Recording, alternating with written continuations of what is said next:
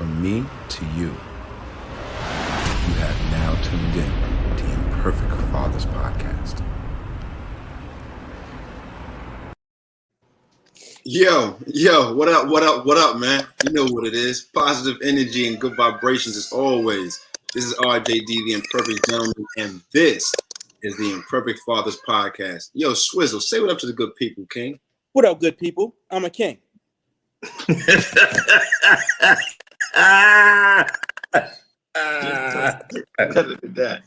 Don't even take him out. Just make him walk away. Just walk away.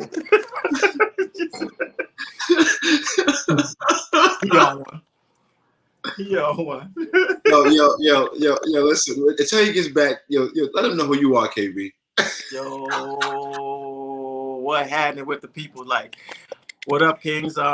It's your boy KB from Now It's Now or Never Entertainment, producer extraordinaire, future Grammy winner. You understand me? Wait a minute. He said future Grammy winner. You understand me?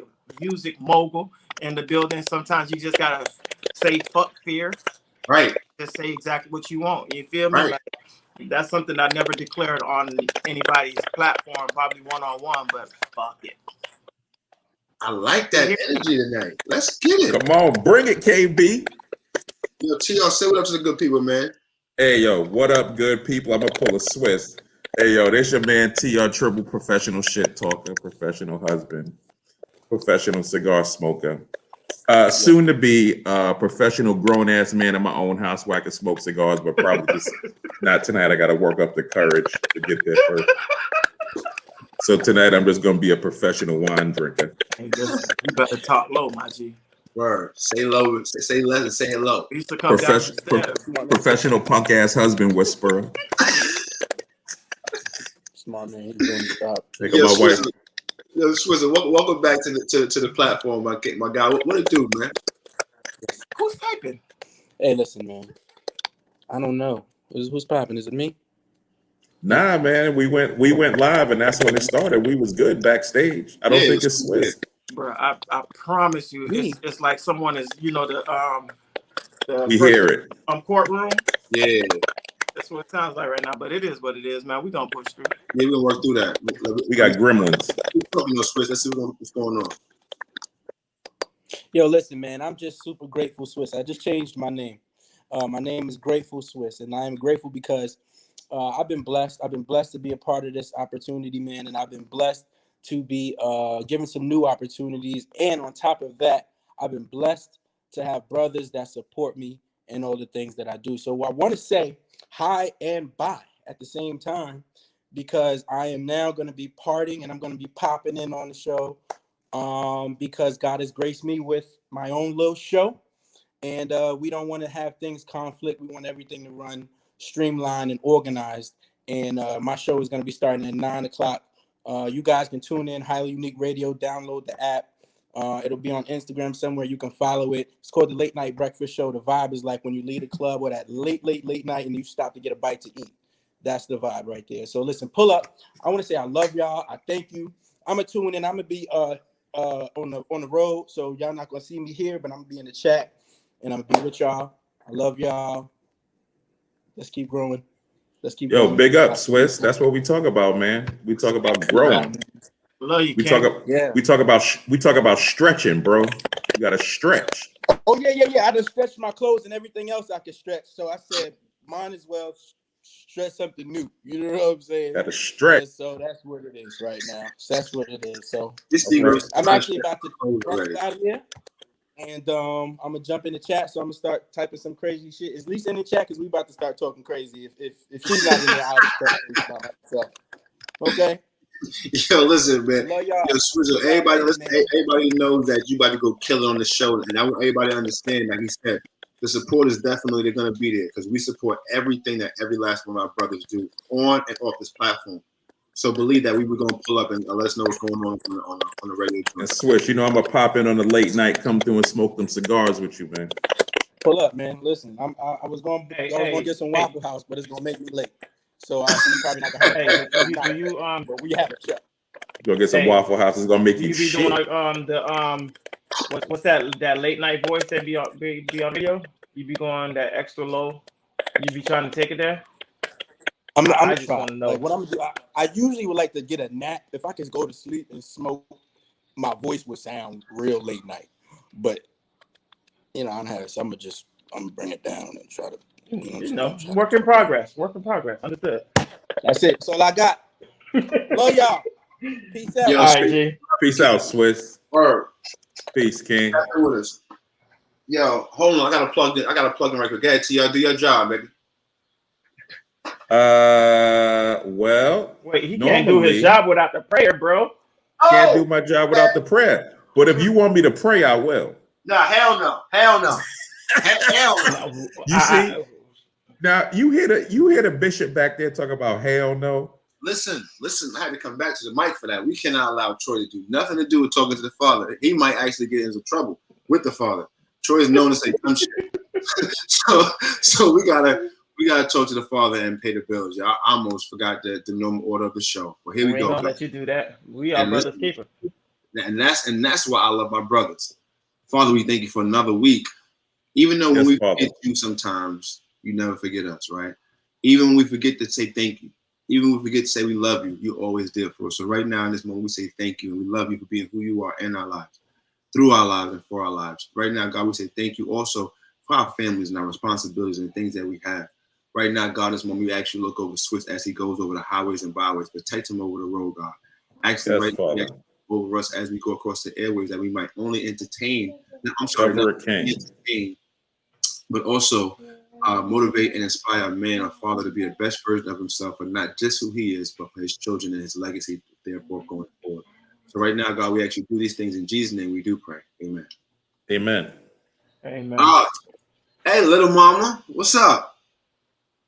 Say hi. Yo, to our audio listeners right now, I got my goddaughter right now, Kylie, on the screen right now. She is gorgeous. She got some kind of hang on her forehead. She's trying to put a hang on her head. Yeah, we're not really sure what's going on, but we never do when the kids. I just give up and just let her do what you want to do. Go get your tablet, baby. Yeah, so with that being said, guys, listen, if you have any kind of music needs, right? Hip hop, R&B, gospel, R&B, neo soul, you name it, country, highlight them guys over right now at Never Entertainment. Why, you ask? Only because he's a phenomenal producer that he can push your project to the next level. And that's not something I'm just saying because I heard somebody say it or I read something in an article. No, I actually experienced it. I work with him on countless projects. He's a phenomenal producer. If you have any kind of needs, whether it be in your head, you want to bring it to reality, he can also do that with you too. And all you content creators and also movie directors, if you need any kind of music for your backdrops, any kind of music for your clips, highlight the guy over right now on Entertainment. And if you do, and you happen to use the word imperfect, he'll give you 50% off on any beat in the beat store. That's 50% on any beat in the beat store. So shop black, shop smart, shop now and never ENT. Yo, for the next paid sponsor of this beautiful podcast, we are all tonight in our uniform, and we are wearing some of that classic design. Listen, for all your printing needs, whether it be t-shirts, cups, signs, drawers, as we say, you name it, Cassie could print it. All your print needs, holla at her on Cassie's_classic_design. That's on Instagram. And if you're not on the internet like that, you want to get at her directly, you can through Gmail at Cassie'sClassicDesign@gmail.com. Now, listen, guys, one more paid sponsor of this beautiful podcast. It goes down to Candy Cocktails. Now, you see how I had a hard time saying that? Now, I can guarantee you, if you have one of those products, you end up speaking and stuttering the same way I just did. It's a product that you must sip with respect. A wonderful, delightful, tasty product, right? I might add. It comes with the letters CBD. The other three, we ain't gonna talk about those right now, but you know what those are. Swiss said it's as easy as 1, 2, 3. So take his word for it and take our word. Phenomenal product. If you want anything infused, holla at Kenny Cocktails. It's that Tango Hotel Charlie. Tango Hotel Charlie. You gotta add that shit to it. It sounds smooth. You gotta do that. That's that Tango Hotel Charlie. Yo, listen, Troy is sipping wine that he's almost halfway through a bottle, so it's gonna be one of the episodes tonight, y'all. So TR, now you can do your job, bro. Yo, hands up. Don't shoot. Oh, listen, we're gonna jump right into it because hands up, don't shoot. Right? Man. Listen, I can't even, normally I find something to joke about, within our episodes, but for me, this is really not even a joking matter. We are dying at an alarming rate at the hands of the police, bro. Yeah. And, people are talking about, defund the police and whatever. But I think there really is a bigger issue at hand. And I don't know if it's a training issue. And it's funny because I was listening to Al Sharpton. Why? I was listening to Al Sharpton. Yo, shout out to the Reverend Al, man. Because old ass. I appreciate you. No, I was listening to Al. Listen, that just shows my age, man. I was listening to Al Sharpton this morning. And one of the guests or one of the callers was a former New York City police officer. And he said there needs to be a better level of training. He said the only thing we had when we were going out was a revolver, a nightstick, and mace.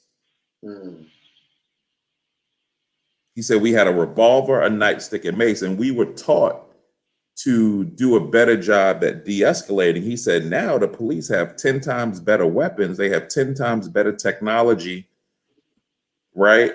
The training is a lot better, but rather than they're taught to kill first. And so and if there are any police officers out there at this point in the sound of our voices, please listen, we want you guys to chime in because, man, I'm just looking at this 15-year-old girl who just recently got, shot 4 times by the police. And then, some people will say, well, shooting her 4 times is overkill. Listen, I think shooting her 1 time was overkill when he maybe had an opportunity to tackle her. He maybe had an opportunity to hit her in the leg with a baton. Now I get it. He was trying to stop her from potentially killing somebody else. But would that situation have been different if it were 2 white people or 3 white people? Would he have reacted to that situation differently? And I can't help but feel that the answer is yes. Yo, TR, man, like you this topic always like gets me because it's like this is one of those things where we always gotta paint with such a broad brush, right? You know what I'm saying? Because they're all selected issues, right? All different incidences, but we always have to break like talking about it as one, right? So this time I would say is like if I was in the position of being hurt, I would want you to get the person off of me any way possible. I would definitely say that because just this week, I'm sorry, just yesterday, I seen a video of a black dude, and I'm not gonna lie, this had me feeling some kind of way. The dude was being tasered, right? He was being tasered. Now he had a knife in his hand. Now while he was tasing him, he got up, pulled the tasers out of him, and went and started stabbing the lady cop. So the other cop that ran up just started dumping on him and obviously killed him.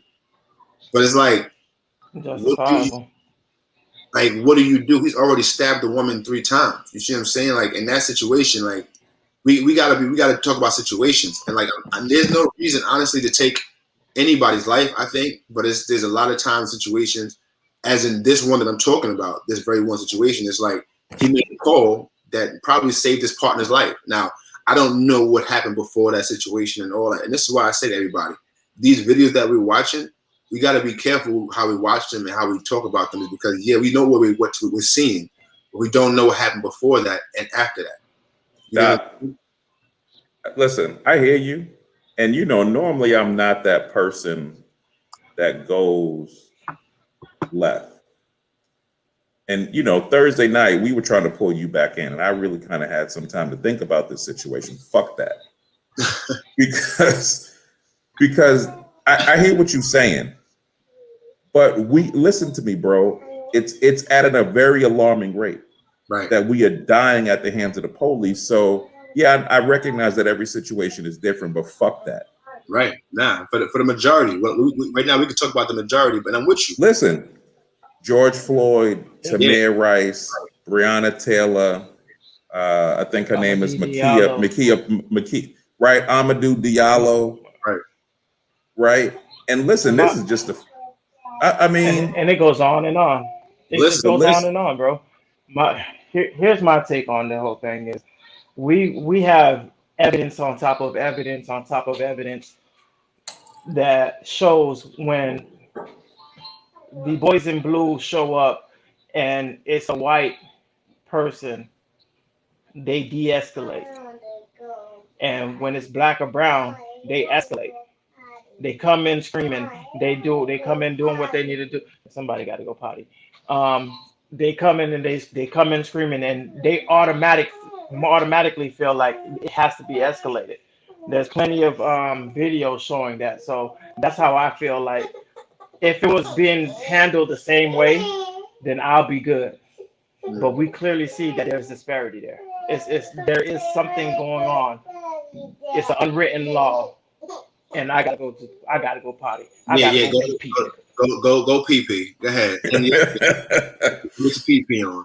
So he's absolutely right though. It seems to be, and it's not like we don't know it, but it's an unwritten law. But when it comes down to us, we're target practice. That's the truth. Like when it comes down to it, we are target practice for them. But how do we change that? How long are we going to continue to be target practice, bro? How long are we going to continue to let the police use us as goddamn targets, right? How do we do that, Troy? That's a question, man. That's like when I was younger, and I ain't gonna lie to you. I know I'm not the oldest. I'm only 37, whatever, but when I was younger, I had a different energy to that question, right? When I was younger, it was like, oh, yeah, we could do something. Now at 37, bro, I ain't gonna lie to you. It's like, what else do we do other than shoot back? Like, what else do we do? Like, you know what I'm saying? Like, our forefathers ran out of ideas. You dig what I'm saying? So it's like, we still protesting, we still marching, we still creating organizations to do whatever they do. But it's like, at the end of the day, like right now, there's one. It's sad to say, every few seconds, one of us is being plucked. One of us is being laid down somewhere on this earth, and it's sad, but it's the truth. But what do we do other than shoot back? Is my question. Like because, and people understand me saying shoot back is on Thursday. What Troy was saying, pulling me back, was basically saying that, and my statement was, and I know I'm gonna get crucified by saying this, but like, I don't really see no problem with the young dummies out there letting off on cops. Like, I know that there's innocent cops out there, but the same way there's innocent us walking around here all the time. Like if it's not okay, because obviously it's never okay. But if we can get shot on site, why are they different? Like that's my question at this point. Why is it different? I don't agree with that. And we talked about this Thursday. That's right? a dangerous behind. Yeah, that's a dangerous. It's a I can't dangerous get behind it. No, but I'm not telling nobody to do that. Don't get me wrong. What I'm saying is that the young kids that get so frustrated and upset is like, how do you tell them that they're wrong? Like when they watch their homeboys being gunned down by the police, how do you tell them from wrong from wanting to get even when this is happening on a consistent basis? Like because it's a war we can't win. We're definitely outgunned. Right. And here's the thing too, like as much as we see on TV that we are being shot down, it's tens of thousands of us making it home. Right. You know what I'm saying? Now imagine that starts to take place in the trend. That itchy finger that they already have is being magnified. Now they're walking up with a different mindset, like, oh, because the mindset is at the end of the day, I'm going home because I'd rather be judged by 12 than carried by 6. Right. Now, if we out here going dummy on them, they gonna be, hey, again, I'd rather be judged by 12 than carried by 6. And they got their notes. They know exactly what to say. I fear for my life. But that's what I'm They saying. probably won't even make it I past the don't graduating, want bro. nobody to do nothing stupid. Don't get me wrong, but listen, especially young kings, don't listen. Don't get me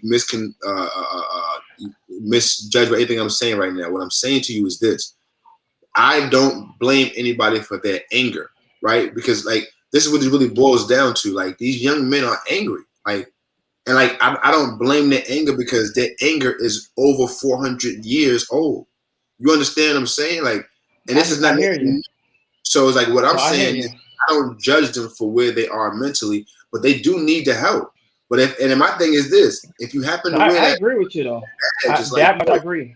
understand that you might not be a bad cop. And listen, and hear me good. I got family that wears that blue badge, right? I got family members, and I tell them all the time, your job is to come home every night.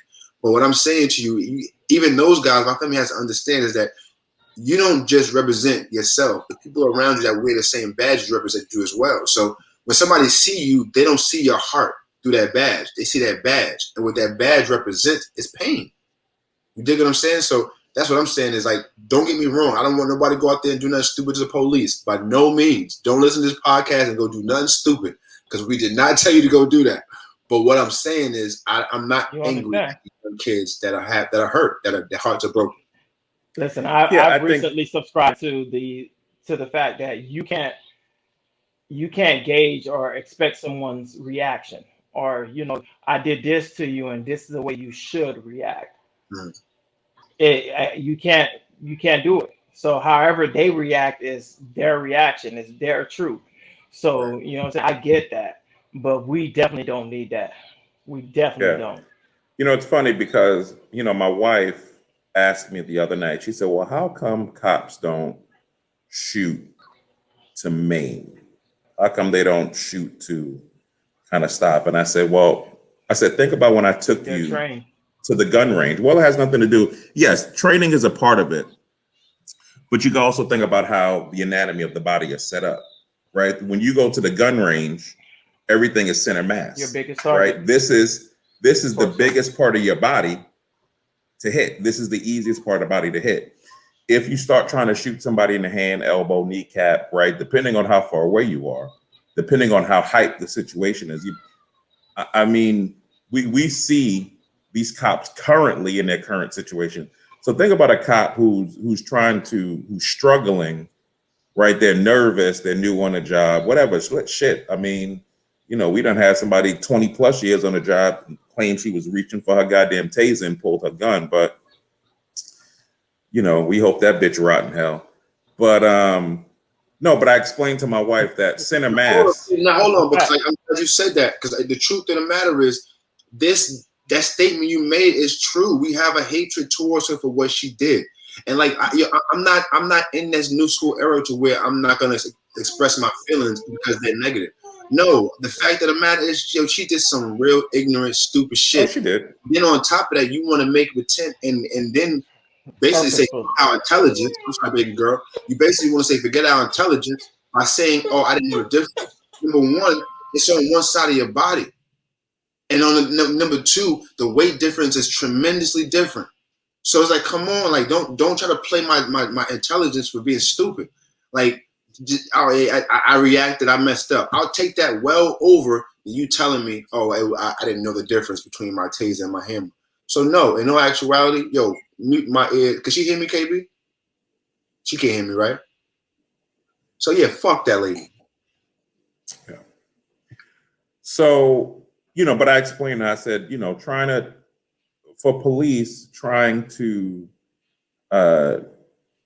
maim somebody or put somebody down by shooting them in the knee. I said, they run the greater risk of a bullet going stray or going someplace else that it's not supposed to go. So, which is why they always aim center mass, chest, stomach, right? It's very rare that police shoot somebody in the head because they're not that great of a shot, right? So, and it's unfortunate. But again, when we start talking about the de-escalation, when we start, bro, I remember growing up, police wasn't shooting people when I was growing up. They was beating your ass with a billy club. Mm-hmm. Yo, my mother got beat. Yeah, because back then they knew how to fight. My mother got beat by the what was it? No, well, that's different. She was the actual police, and they took her nightstick and beat her ass with her own nightstick. So yeah, that was different. But shout out to Mom Deuce.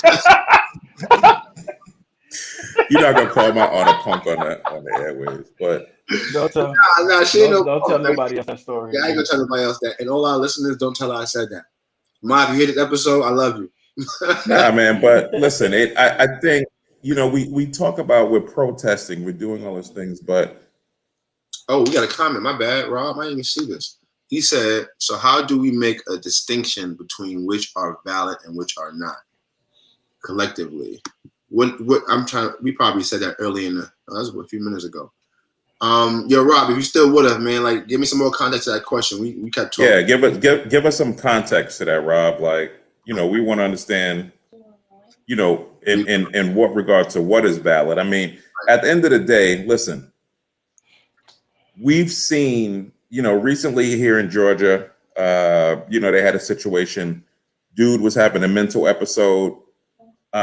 He came out of his home, chased the cops with a knife, went back into his home. They actually shot him inside of his home, right? He had barricaded himself inside the house.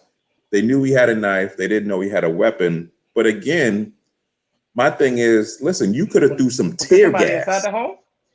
They shot him inside of his home, right? He had Was chased there one of anybody the else cops. inside the home? No, it was just him. Because at that point, then there's no risk to anybody if he inside his home. Like, what's the point of shooting him at that point? Yeah. I mean, listen, and I get it. Calling the You could have negotiators and let them do what they need to do. flashbangs, grenades. I mean, the family said they had never seen him like that before. They said, we had never seen him have a mental episode before. But again, could there have been a different level of de-escalation? Mm. See, Could that situation have been handled differently? No, Troy, there's no question about it. And then, because let me tell y'all why. We just seen in the very next week, we seen another video where a white dude pulled a gun on two cops. Still to this moment, he breathing and living. He pulled a gun on two cops and then drove off. Did y'all see that video? Nah. So there's a video out with a dude that they said he had a mental issue, but the cops pulled him over. And when they finally got him over, they told him to put his hands up. He's like, I got a gun in the car. And they was telling him, he's like, yeah, I'll shoot and kill y'all. He said it out of his mouth and then showed him the gun. There was no shots fired. There was nothing happening. That man just pulled off and they chased him, and that was out of the video. But you tell me. Hold on. He came back. We got some more. Just meaning, if there is a police shooting as a community, is there a point where we can separate a valid situation from one that absolutely deserves our outrage? Yeah. So let me just say this, Rob. Yes. I'm gonna say there's so many instances where I'm not sure that we can any longer differentiate which is valid and which is invalid. Because again, it's happening at such an alarming rate. We are being killed by the police at an unprecedented rate. I don't believe at this point. I don't believe. You know what? I don't believe unprecedented. I just believe that there's more light to it now. I believe that there's more cameras that are being shown this shit. You can't convince me that all this time that this wasn't happening, all of a sudden that this spiked up. No, thank God we have social media, we have technology now that's catching it. But trust me, this has been going on at the same rate. If not, we could galvanize a lot faster. You know, like, I just think that this has been going on, and now we just seeing it at an alarming rate. Put it like that. Listen, here's the thing, like, I'm solution based when it comes to a whole lot of things, and just going around and around about, and just kind of just sitting with it with myself. I think the defunding the police thing, which we talked about a little bit on Thursday on our prep show, I think it's important to do, because if one PP, talking to my New York dude, is paying out millions, and that's one police plaza in New York. For those who don't know, they pay out so many millions of dollars on settlements a year. In my opinion, that money could go to a couple of things actually. It could go to better training, one, to a whole nother service. Why are cops being sent out for people who have mental issues? Why are the police the ones handling this? Right. I think one there that shouldn't be on their purview. They're trained 6 months and they're told to go out there and conquer this, and they're not trained for this situation. So in my opinion, it shouldn't be cops that's being dispatched out to that location. It should be someone who went to school, who have a degree on how to deal with the mental side of things. Two, man, I think we really, really need to talk about this qualified immunity. Now, if you go out here and you do some dumb shit, now we're not only going after the city, but we're going after you personally. Yo, We're who coming called after the cops, your man? money. Who called the police? There he is. I was saying I needed Mike on the show today. What's going on, King? What up? What's Just the chat word? about this guy for webinar. Hold on. No, you take your time. So what I was saying is, that whole qualified immunity thing is, when you pull up, now we're talking about not only going after the city, but going after you personally, where your house could be up for takes, your pension, your savings, so where we're not. One thing about America, if you start to affect the green, you're gonna see changes quick. Because Martin Luther King wasn't shot for the desegregation thing. He was shot for the poor man's movement. He was going after the money. You go after the money, you're gonna see some change. Yo, Big Mike, what it do, man? You walked in on the hands up, don't shoot movement right now. We trying to just talk about it We need solutions. Yeah, as Black fathers, man. We just trying to figure out what can we do, bro. Like, you know what I'm saying? Like, what can we possibly do to lessen what's going on, bro? Like, we know we're not gonna be able to fully stop it, but how do we lessen like the fact that we're losing so many lives at such a high rate right now due to the activity of the police? That's deep. Mike said that's deep. It's a lot of elements, man. It's a lot of elements on both sides. Right. We gotta take care of our own. We gotta educate our own. We gotta make sure that they don't get in weird positions where they they're getting in front of somebody they don't know. But lately, I've been seeing some crazy videos that I'm like, yo, why is this guy even like on the beat? Just crazy stuff that is happening. I have no idea why officers are just getting out of pocket for some of these things. All I can say is that, on the inside, there are a lot of officers that are working on, equity programs, cultural diversity, having real conversations about this, really bringing it to light other than what we see online, but like bringing it to light inside the departments and really having a conversation about these things. Like, why do we feel a certain way about, a certain color? Why do you think the way you think? Let's have this conversation on how we can change that level of thinking. Is it fear? Is it just, based on, what you see? And what is it? You know what I mean? Having these strong conversations. But I don't know the answer to that, bro. Like, I truly don't know the answer, and I won't pretend that I know the answer because I'm going through this process just like y'all are going through this process. Right? Mike, let me just say this, and I don't think there is one answer. Yeah. I think policing has to change.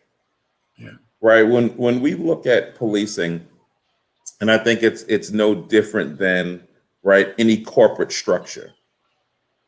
They have said, listen, we have had years of doing this thing, one particular way. We have had years of, looking at one group of people, one particular way. Once upon a time, right, they looked at the Irish and said the Irish were the scum, right? The Italians looked at the Irish, but you know, in a lot of police departments, Chicago, Boston, right? Once upon a time in New York, right? The Irish ran the police departments, right? You know, they took over, but I think something has to happen within the unions of the police department. Listen, I'm not police. I could be wrong in saying this, but there's so much protection around what an officer does when he's on the job, right? From internal affairs to all these different things, right? They put a wall around them. Listen, Chauvin was the first time, and it was unprecedented, that we saw so many police officers come out and testify against their own. So for me, I don't think they deserve an applause. I think they did their job. Right. I think that there has to be, if you are police, your job is to protect and serve, even when it's your fucking own. Even when it's your own. The differentiation between right or wrong, it doesn't matter who's doing it, right? That never makes a difference between what's right or what's wrong. Who's doing it doesn't matter. If the person you're next to you is doing something wrong, they're still doing something wrong. So my thing is this: we seen the. We saying Gabriel? No, I was gonna say we seen the lady in Buffalo, how she had to fight so many years to I think her name was Carol or something like that, and they passed a law, Carol a law, that now, and I think the rest of the nation should really take a look at that, and it should be something like she lost her job from stopping a cop from choking someone. And I mean, she was thrown out, lost her pension, lost her job, and she's been fighting for so many years. Now she got her pension back, she got her back pay, and she still lost the job though. You understand? But so for doing her job, but what she did was she did her job against a brother in blue. That blue wall, man, it has to come down. And I think that's going to be one of those things. And if it doesn't come all the way down, it needs to be lowered some. Because if at the end of the day, if you're going to protect wrong brothers in blue, then there is going to always be this disconnect. One thing, and I've been saying this for quite some time now, and I think I said it last time that you was here, Mike, is that police needs, when you first come out of the academy, you need to be living in the community that you're policing. Because if you're living in that community and you see Pookie acting up today, and you've been knowing Pookie for so many odd years, you know this is out of character for Pookie. So I don't have to come at Pookie with my guns drawn, and Pookie just show up and be like, "Hey, Pookie, it's Officer KB. Talk to me. What's going on today, bro?" And you could have a real conversation. But if I don't know you and I'm living up the mountains and I'm coming down to the valley to police you, it's a disconnect automatically. So I think that you need to live in the community for at least a couple of years when you're first coming out, or live in the community that you're policing for a couple of years before you're able to move out and be able to do this thing. And I could be wrong, but I just think that you just really need to be involved. I'm just thinking about the officer's sake, like knowing where we from, right? Like I'm just thinking about this, like. No, think about it. Amityville, like I don't know, he might not be living too much. Bro, that's not true at all. Because here's what I'm saying. No, here's the thing. If you show respect, people in the hood give you respect. I don't care what color you wearing. If you were in blue and you show up and you have respect and you treat them like people, they're gonna treat you like people. Matter of fact, if you hungry and you sitting in your car, they will come out and bring you a plate. That's what up, baby? What's good? She can't hear you. Can't hear me. Okay. What's up, beautiful? What up, Queen? He said, "What's up, Queen?" Hey. I love you, girl. He said he love you. Love you too. All right. But that's definitely ideal. At the end of the day, we need, and another thing is black people start showing up to these community meetings, man. I'm glad you hit the nail on that one. Start showing up, because if our voice is not heard, if they don't know what our concerns are, they're going to continue to do the same thing. Bro, we elect these people. We put them in our seats, especially within our community. I know Rod is in Broward County. We vote blue. We just flipped Georgia, where Troy is, and it was primarily because of what is it, DeKalb County, whatever y'all is in Atlanta. But Stacey Abrams, yeah. DeKalb County. But you know what I'm saying? So we have a voice. If we put them in their seats, they are obligated to listen to us, because at the end of the day, if we say, hey, unless you do this change, you won't be sitting where you are sitting now. This seat that you're sitting in is up. Make a change or you're out. We have that power. We just refuse to use it. What were you saying, Mike? Mike, what were you going to say? Few things. Definitely ideal to try to get people that live in the community to work in the community, but we always don't get the community to show up to for the job, like as far as applying for the job. You know what I mean? So our numbers are pretty much lower. Our numbers are lower than other people when it comes to African Americans in this field that we're in. I know that our particular department, we're taking extra strides to reach people and educate them on our particular agency and why they should probably apply, going to HBCUs and things of that nature, to get people on the calendar to come and apply for our agency. As far as town hall meetings, man, bruh, like I work as I work in the schools, so I'm around the kids all the time, and I'm around the community all the time, with athletics and stuff like that. So when we do have those community meetings, man, like you can count on how many hands our folks show up for those joints, and we have them quite often to have communication and dialogue with the community. And most of the people in the room don't look like us who show up to the meetings, and they are complaining about issues that aren't relevant to our communities, right? So they're here speaking up about what's not happening and what needs to happen. We taking note. But then maybe there's some other issues that the African American community needs to come and talk about. But if you ain't in the room, we can't really talk about it. You know what I mean? But I must say that, we're pushing the needle forward. We're out there, we're promoting these things. It's not like they're just happening and nobody knows about them. We're promoting these things.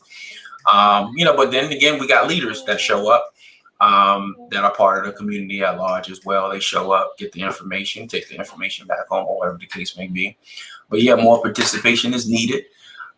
It's just, I don't know what it is, man. Like, and it's not just in this community, it's in a lot of communities across the country where, we're not as engaged. We can go to, let's say, for example, there is I don't want to put the name out there specifically, but we have one high school on the north side of the tracks, right? One high school on the south side of the tracks, right?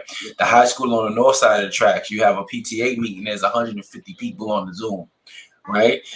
School on the south side of the tracks, you have a PTA meeting, there's literally like 15 people in the room. You know what I mean? That's a huge difference, as far as participation is concerned. And a lot of elements to that. People got to work, this and that. It's a lot, it's a lot of elements. And the only thing we can do is kind of just keep communicating, keep being out there, keep, doing as many things as we can. But we do a lot of community policing around here. We're going to show up to events. We get invited to a lot of events, though, to show up to and participate with.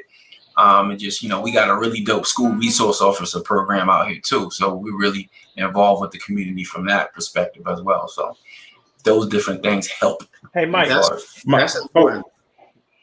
What about targeting, some of these athletes who may not be going D1 or D2, but, they're pretty good athletes? I think they're not going to go to school for athletics, but they were on the team. They're okay. You target them, and there might be something that, needs to be talked about, but you target them and they're coming right into the academy right from high school. They're making pretty decent money right from high school, right into the academy, and they're part of the community already. KB, Mike, can I just jump in real quick? I like and that. KB, I don't want to discount what you're saying. Mike, I want to call bullshit for a second, bro. Yeah, call it. And I want to say this. I don't know that we need listen to this. Listen, I don't know that we need a community meeting. And listen, this is me being real, right? Because y'all know I bring the foolishness on a regular basis. We don't need a community meeting that says that somebody who looks like you and me and KB and Roderick, that our lives matter. We don't need a community meeting for that, bro. Nah. We don't need a community meeting that says you as a police officer, and I'm not talking about you specifically, but that our police officers and our communities should treat the people who look like you and me any differently than they treat white people or Asian people, right? We don't need a community meeting for that. You know what's funny? Every agency gonna be different because I honestly can't relate to that too much. You know what I mean? I haven't witnessed it, right? You know, because obviously I'd speak up about it, but I haven't witnessed that in front of me per se. With the people I work with. And when I was talking about the community thing, I was just talking about engagement in general. Like, regardless, like you need to be involved, like with your local police department. Naturally, like that should be something that's on your calendar, at least. You know what I mean? You may not be doing something every day or every week, but you should be pretty much engaged with them. You know what I mean? Especially if you got kids. I think what Mike is saying, and correct me if I'm wrong, Mike, that helps to build that relationship. So therefore, it never has to make it to that. You know what I'm saying? Like, so we can't discount the small beginnings, bro. We just can't. If it's just, walking up to an officer and he's on his beat and you introducing yourself, that goes a long way. He now knows your name. So hopefully when he see you acting up, like he knows that, oh, it's a bad day. I'm going to have to take you in because you broke the law, but you're going in a lot and you have your day in court. A lot of what's going on right now is that these officers, they're the judge and executioner when they're showing up. So KB, let me ask you something. That. Because you don't know who I am, because you don't know my name, that's a good point. I don't get to see. You're going left. I know where he's going with that. Hold on, bro. No, I'm not going left. You're going all the way left. Yes, you are. Can I finish? And here's what I'm saying. Let me finish before you go to someplace that's left. What I'm saying is that it's a better opportunity if you making away a lie in that situation if he knows you. That's what I'm saying. But here's the thing: he's right or he's wrong. He can't know everybody. He's wrong. He's blood wrong. He can't, but he's blood wrong if he shows up and he does that. But I'm saying you have a better opportunity walking away. He can't know everyone. A human life is a human life. Now, listen, I'm not saying there's some circumstances that the police are in where they shouldn't take a life or they have to. Right. I'm not saying they haven't been put in certain circumstances where they say, listen, I don't have any choice. But we've seen time and time again where they're put in certain situations. And again, listen, I'm viewing it from a civilian perspective. So let me be clear. I'm viewing it from a civilian perspective.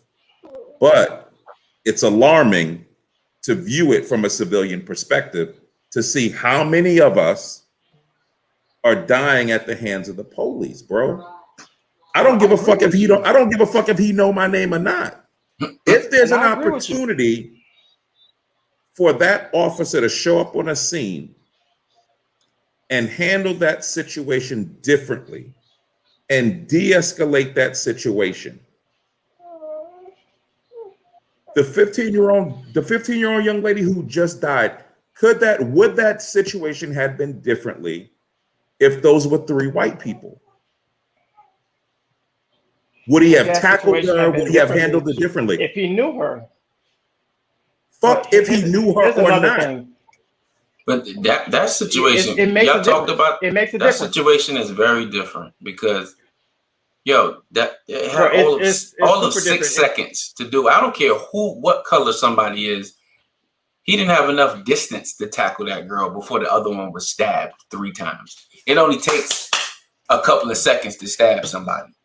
His distance, he couldn't have got there in time for her to stop. Any way you look at that situation, somebody's hurt. Whether it was her or the other, or her hurting the other, somebody was hurt.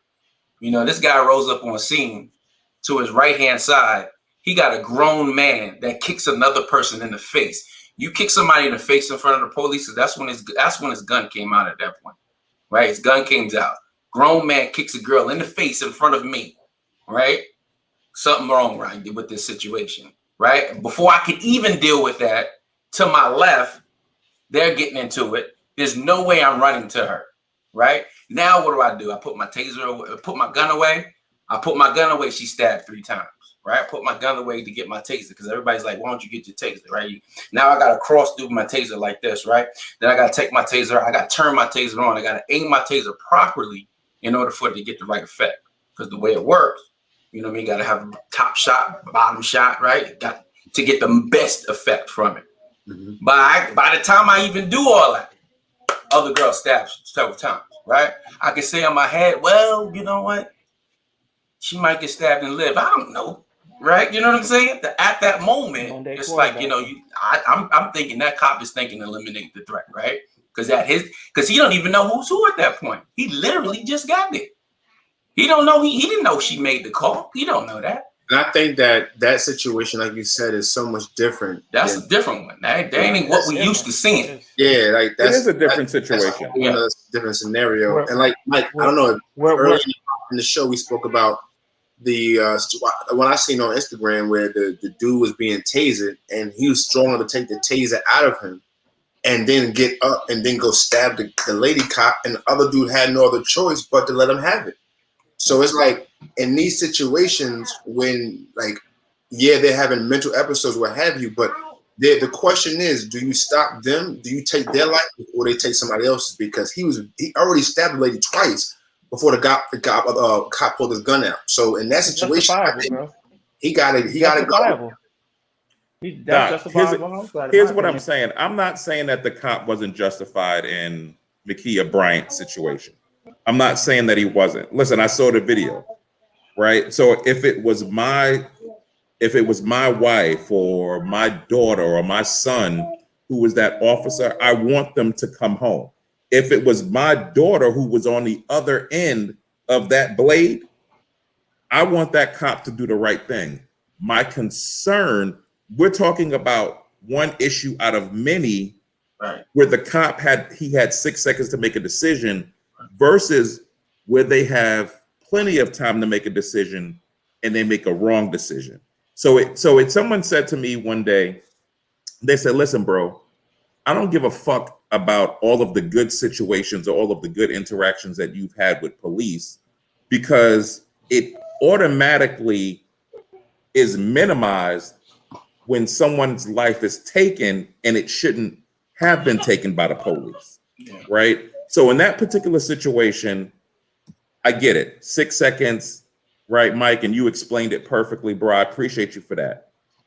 It doesn't negate all of the other situations where they had opportunities to do something different. Nah, Troy, we're not, and that's what I'm talking about. So when we get here, we're like, listen, I don't give a fuck. And listen, y'all know I don't normally go this route. No, it's true, because I said it the other day. I was like, people are so desensitized now, like, you know, and that's what's happening. That's how I feel about it. You know, so every situation looks the same. You know what I mean? It looks exactly the same. Like, let me say this as well. You know, when I'm saying to introduce yourself, and I'm not saying he's gonna know everybody, but if that white officer shows up in this community, and right now he's automatically the enemy, so he's automatically, his defenses are up when he shows up onto the scene. So if 95 or 50% of the community shows up to him and be like, hey, how you doing? This is who I am, da da da. This, that's my brother over there, da da da da. And he's warming up. Automatic, he's like, oh, they're not what I thought they were. So that starts kind of breaking down some of them barriers. So now that he's, now that he knows our community and he knows that we're not monolith, that not all of us tote illegal guns and sell drugs and what he was perceived us to be, that when he's coming up to the car on the traffic stop, it's a little bit more different. He's a little bit more relaxed. Not to say that he's going to be all the way relaxed, because we know cops, and I think a lot of them get taken out during traffic stops, so they have to come up with a certain alert. But that wall is being broken down. We have to do something different. We just do, because what we've been doing is not working, and what they're doing is clearly not working. So if I have to introduce myself to you and be like, hey, this is where I live, this is my family, bro. Hey man, what's up? You hungry? So if I don't introduce myself to you, I get to die? Bro, you're that's kind of fucked up. No, you're twisting it and you're making it. No, I'm not twisting it. That's not. So listen, no, you're 100% you just said no, that's not what I just said. What I just said. But this is why it's important. important. To take it there, but it's not what it is. This is why it's important that agencies take implicit bias serious, right? Because you get in a room with 10 officers, 5 of them gonna say, 3 of them gonna believe in implicit bias. The others aren't gonna believe in it because they don't think that they do anything wrong. They don't look at people that way, right? They don't think about stuff that way. But the reality is, implicit bias is a real thing. Because like I said, if you are, you aren't African American and you're sitting in a police cruiser and you hear 10 calls, and out of 10 calls, 8 of them, the description is African American, right? You will build up some implicit bias over time.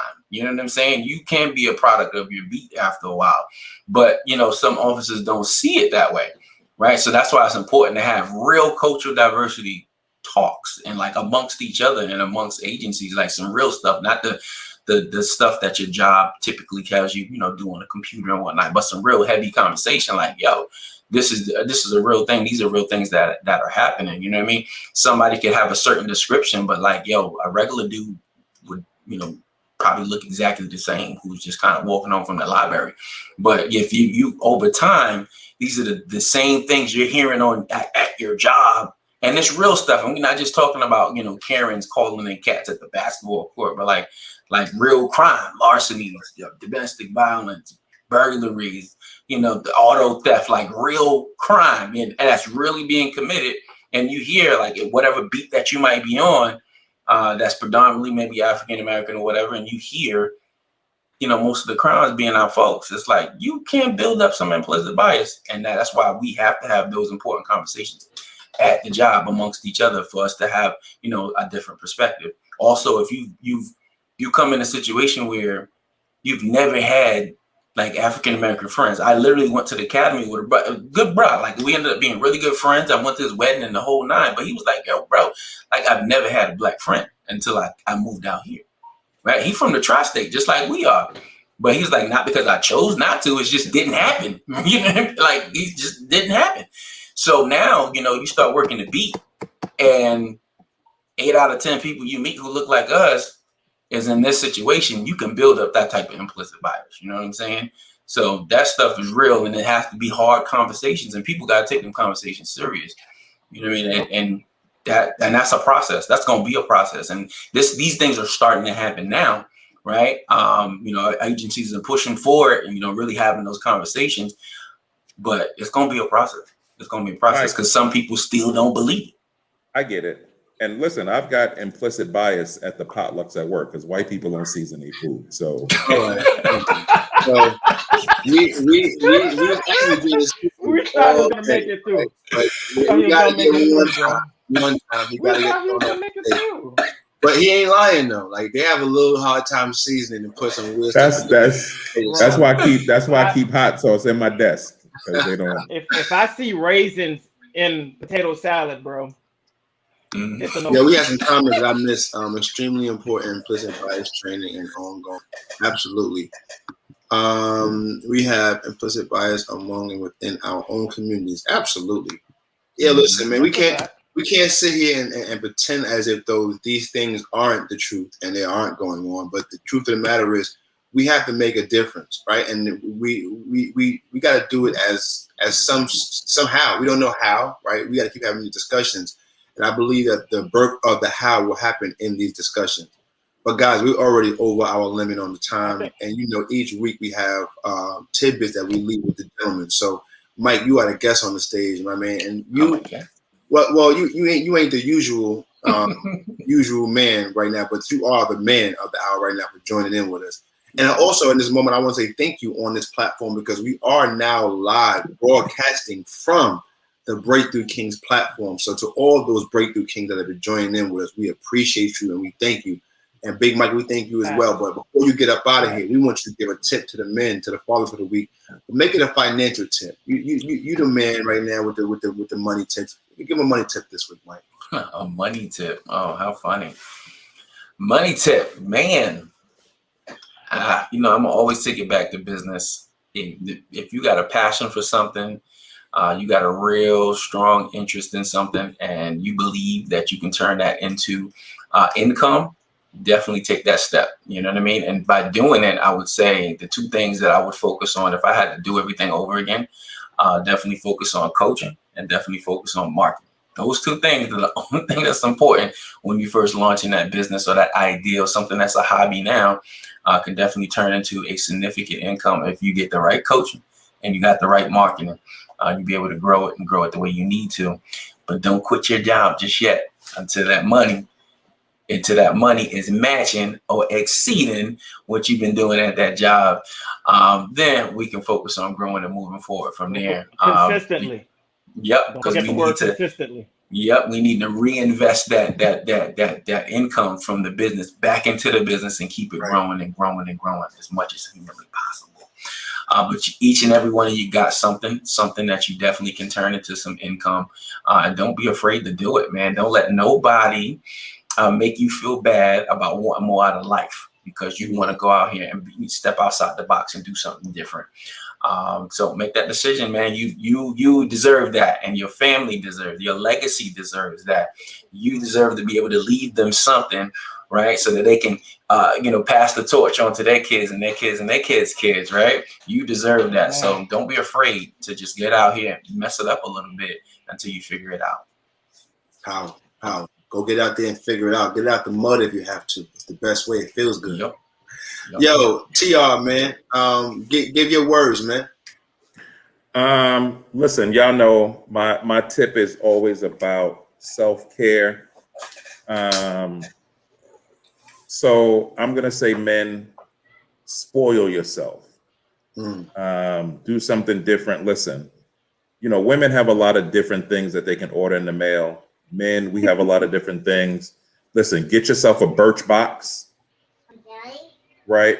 You get different products, samples that you can try each month, right?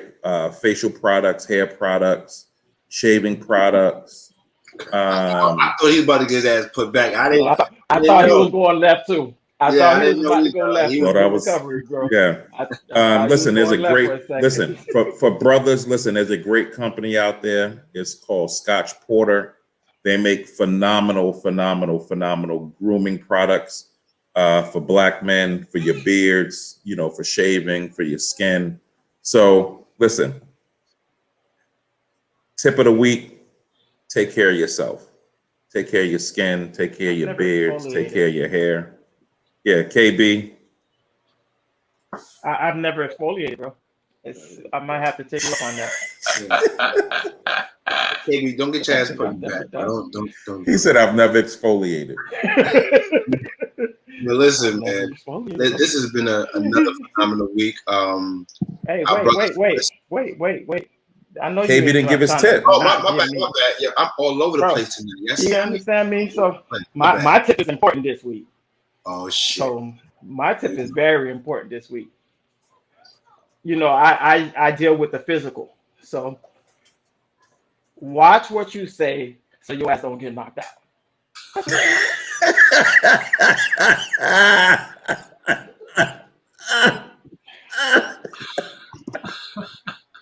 All right. AB has been asking for it, so I have to give him one. I gotta give him one.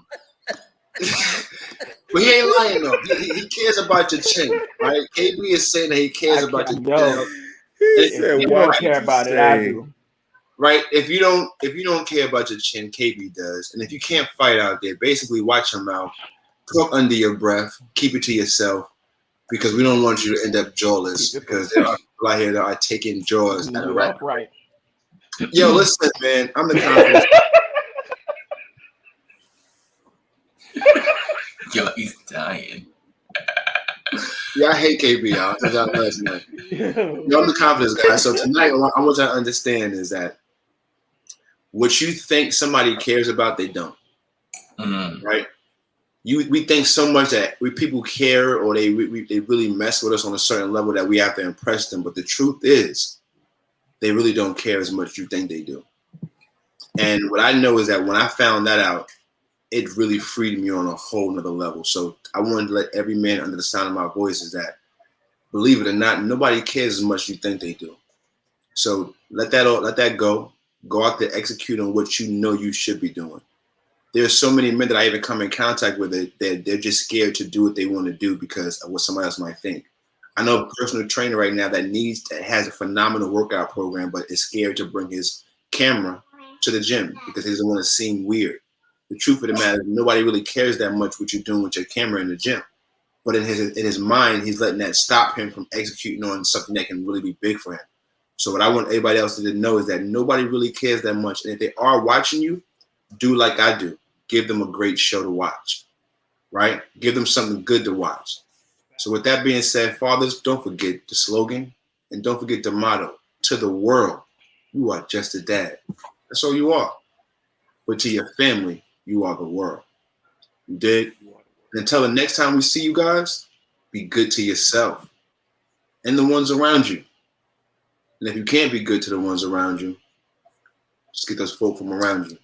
Listen, man, this is RJD, the Imperfect Gentleman, and this has been the Imperfect Fathers Podcast. Y'all be blessed for this week, y'all. Peace. Peace. Boom.